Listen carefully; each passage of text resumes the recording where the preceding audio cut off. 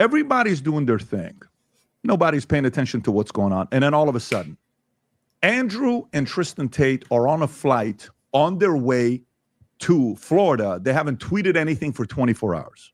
You guys concern people when you stop tweeting things, right? And then all of a sudden, tweet X, whatever you want to call it, there was no message going out. I don't know if you can say Xing, right? They were tweeting. So then all of a sudden, the news is you land in Florida. Everybody sees the video.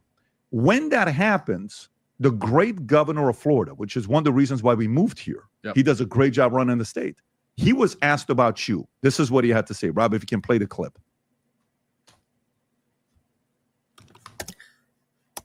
Back to Romania. Before Rob plays the clip,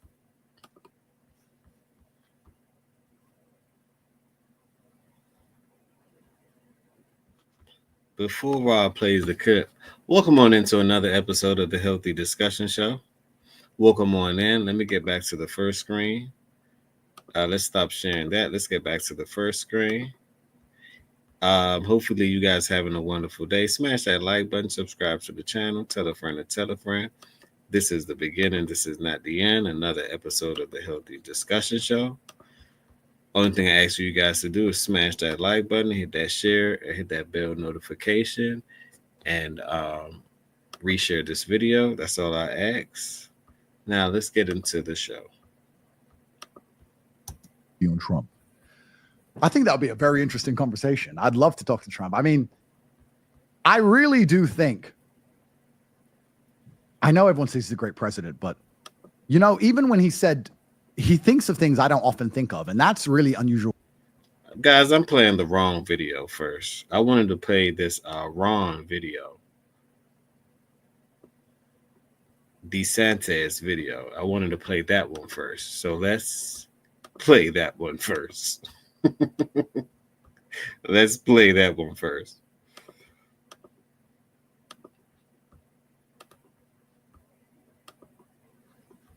And Tristan Tate are on a flight on their way to Florida. They haven't tweeted anything for 24 hours. You guys concern people when you stop tweeting things, right? And then all of a sudden, tweet X, whatever you want to call it, there was no message going out. I don't know if you can say Xing, right? They were tweeting. So then all of a sudden, the news is you land in Florida. Everybody sees the video. When that happens, the great governor of Florida, which is one of the reasons why we moved here, he does a great job running the state. He was asked about you. This is what he had to say. Rob, if you can play the clip. Send back to Romania or whatever. We have no involvement in that. I read about it through the media. Clearly, the federal government has jurisdiction, whether they want to rebuff his entry into the United States, and I have confidence that whether it's Pam Bondi or Kristi Noem, that they will be looking at that. I do know our Attorney General, James Uthmeyer, is looking at what state hooks and jurisdiction we may have to be able to deal with this.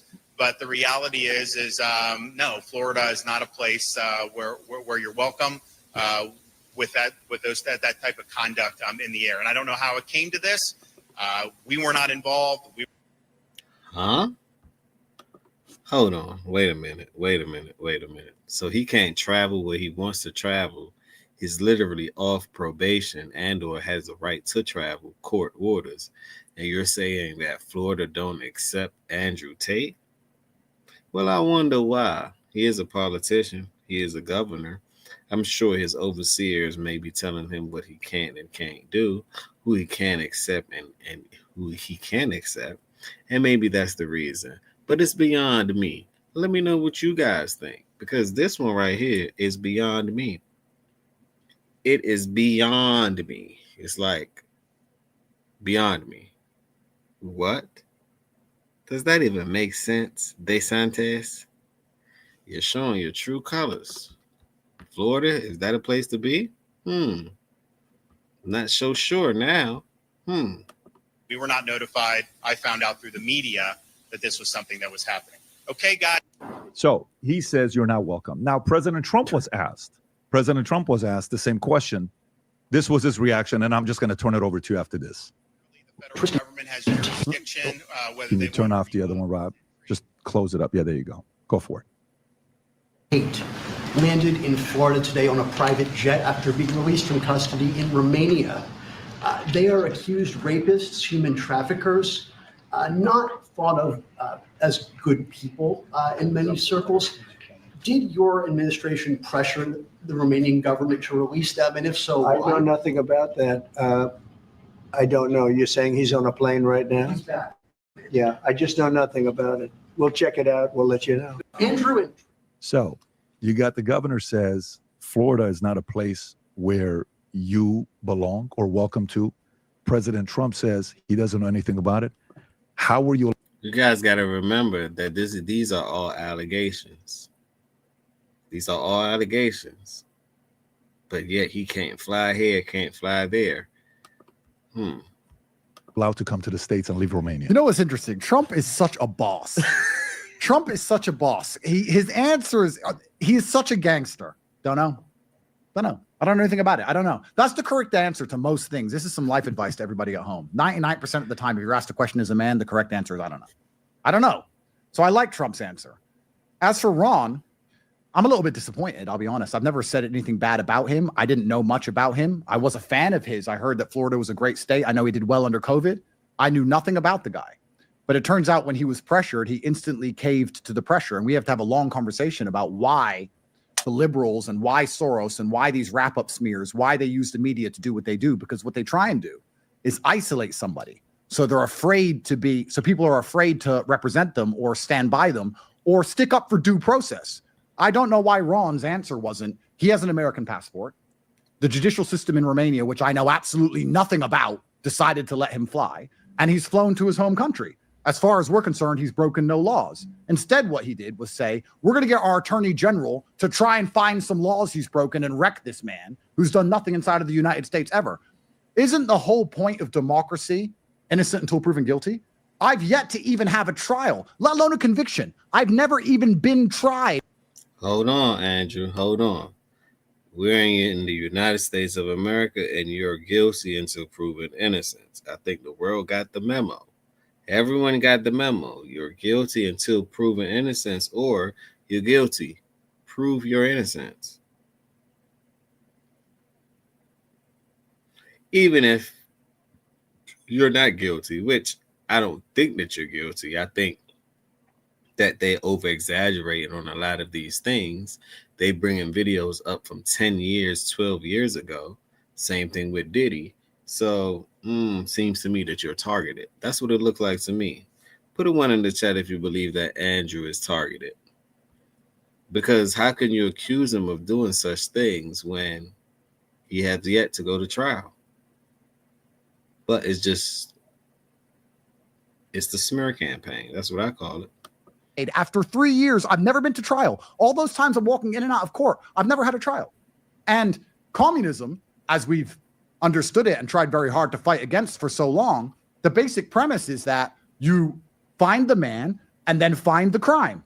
Is that not exactly what Ron DeSantis just promised to all of his constituents? It's not, we've seen a crime, let's find the perpetrator. It's, we found a man, let's see if we can find a crime to pin on this man. Is that the American way? Is that democracy? Is that innocent until proven guilty? Now, I'm not afraid of it because I know I've done nothing wrong. But it's quite unusual and quite scary for me to land as an American citizen expecting a... Put a 1 in the chat if you believe if you're in America, you live in a democracy.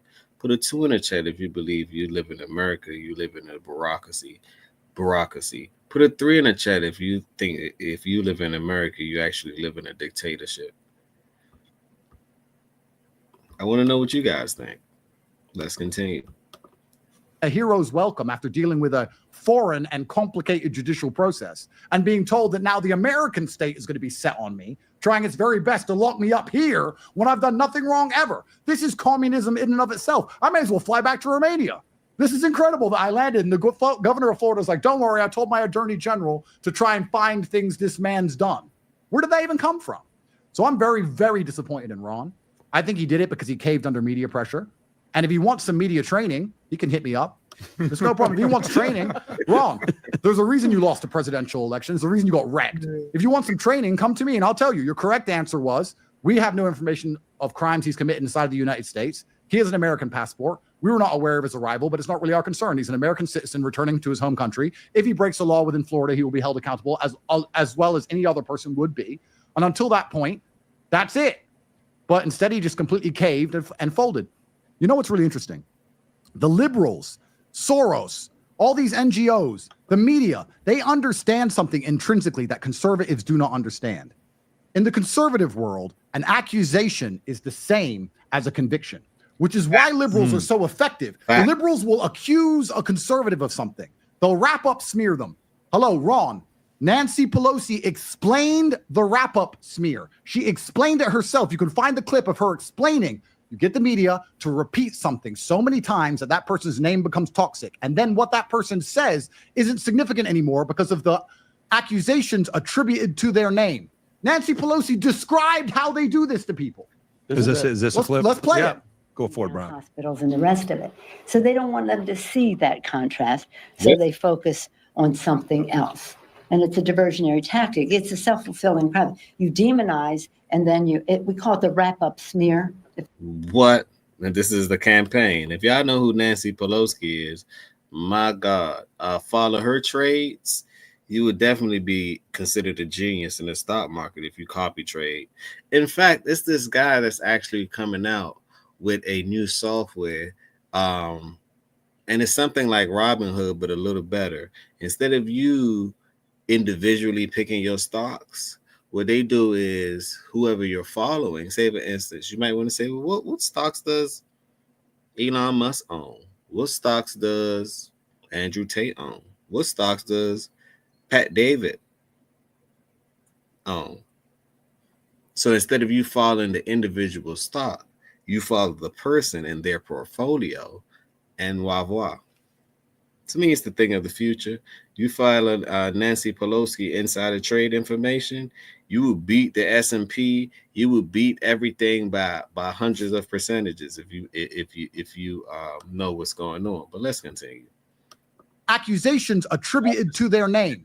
Nancy Pelosi described how they do this to people. Is this a clip? Let's play it. Go for it, Brian. Hospitals and the rest of it. So they don't want them to see that contrast. So they focus on something else.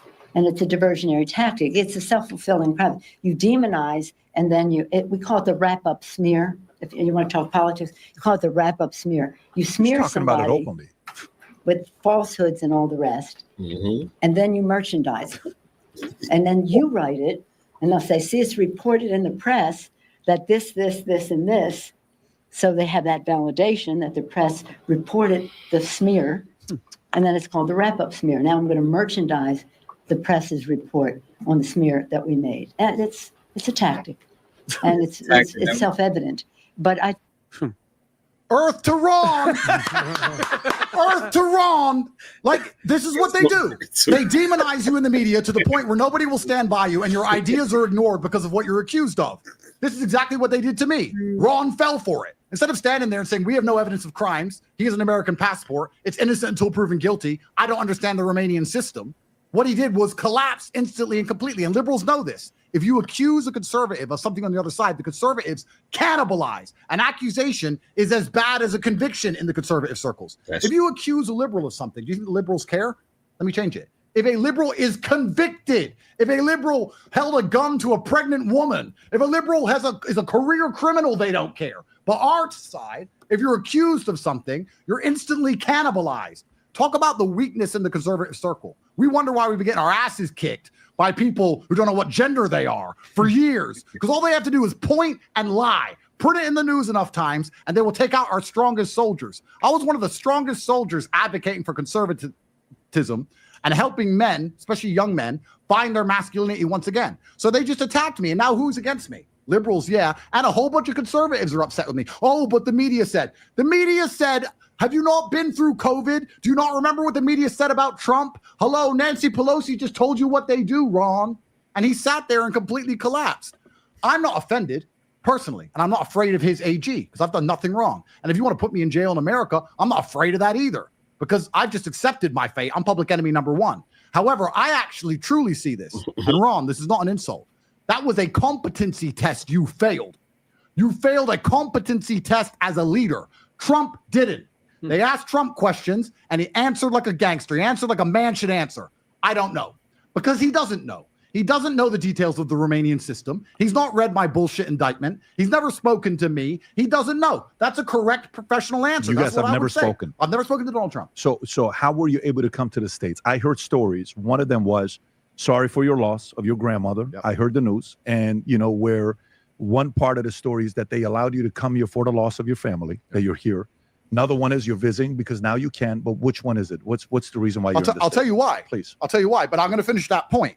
When you do not know something, the most masculine thing you can say is, I don't know. Trump's like, I don't know. I don't know the details. I don't know. I'll look into it. Instead, Ron knew nothing and collapsed. So Ron failed a basic competency test. That's what I believe. I don't care what he said. I'm not scared of his AG. He failed a competency test. That's his problem and his burden. So that's my view on Ron. But one thing I want to qualify this.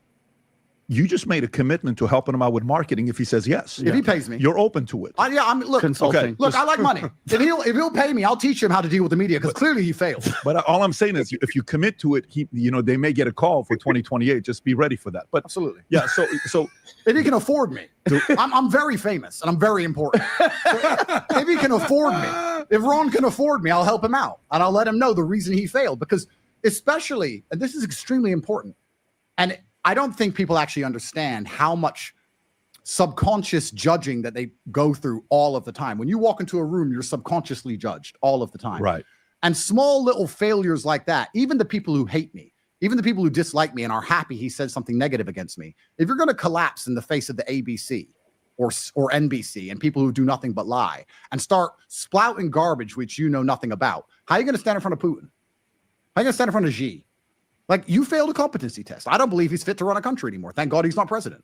That's what I think after I saw that. I'm not scared of what he said. I just literally think he failed a competency test. Back at it again with the best app in the world, in my opinion, for networking. You know this because you use the app. I'm gonna leave the link down below so you guys can go check that video out. In fact, all you got to do is go in the description part of the video, and it's going to be linked right under sourcing. Go to the description part in the video. I'm doing it currently right now, and it's going to be linked right under sourcing. It is now saved. Let's go to the next video I wanted to go to, and this one is about Trump. Let's go to the next video. This one right here is currently about Trump. Let's go. Do you have any plans of ever interviewing Trump? I think that would be a very interesting conversation. I'd love to talk to Trump. I mean, I really do think, I know everyone says he's a great president, but, even when he said he thinks of things I don't often think of, and that's really unusual for me because I like to think I think of everything. But when he sat down with Ukraine, he's like, no, I want 500 billion. Not only do I want to end the war, I want my money back with interest. That wouldn't have crossed my mind. I'm going to be honest. If I was president, I would have tried to fix the war. I would have thought it's a war-torn country, fix the war. I wouldn't have been like, yeah, fix the war plus pay me. He's mineral deal. He is a gangster. He is a G. Trump is exactly the leader America needs. And I am praying, truthfully praying that Vance is next. We can't go back.